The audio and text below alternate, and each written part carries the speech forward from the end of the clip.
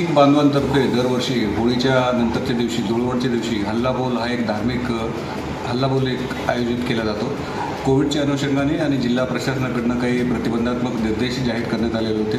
त्यानुसार हल्लाबोलची परवानगी नाकारण्यात आलेली होती। यासाठी वेळोवेळी गुरुद्वाराचे सदस्य त्यानंतर धर्मगुरू यांच्याशी चर्चा करण्यात आली होती आणि त्यांनीसुद्धा परिपत्र काढून आवाहन केलं होतं की कोविडची परिस्थिती पाहता हल्लाबोल बाहेर पारंपरिक मार्गाने गुरुद्वाराच्या बाहेर न काढता आतल्यात काढायचं त्यांचं नियोजन होतं। आज संध्याकाळी 4च्या सुमारास नियोजित कार्यक्रम त्यांचा सुरू असताना निशांत साहेब गेट नंबर 1पर्यंत आलं, परंतु त्यांच्यात आपसात बाहेर काढण्यावरून एक वाद निर्माण व्हायला लागला आणि काही मुलं साधारणतः 300 ते 400 मुलं हल्लाबोलच्या तयारीने गेट तोडून बाहेर आले आणि पारंपरिक मार्गाने त्यांनी हल्लाबोल केलेला आहे। यामध्ये 4 कर्मचारी जखमी झालेले आहेत, शासकीय वाहनांचं नुकसान झालेलं आहे। आम्ही आता गुन्हा दाखल करून पुढील कायदेशीर कारवाई करत आहोत। 4 पोलीस कर्मचारी जखमी आहेत, एकाच्या डोक्याला मार लागलेला आहे, आमच्या अंगरक्षकालाही लागलेले, अजून 2 ते 3 कर्मचारी जखमी आहेत।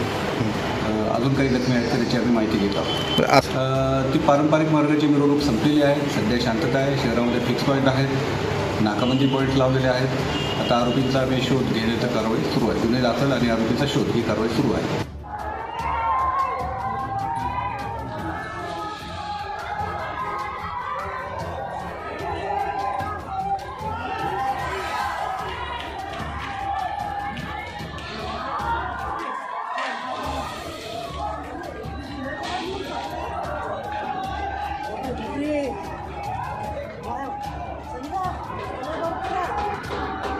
हाँ मैं काट डर रही हूँ।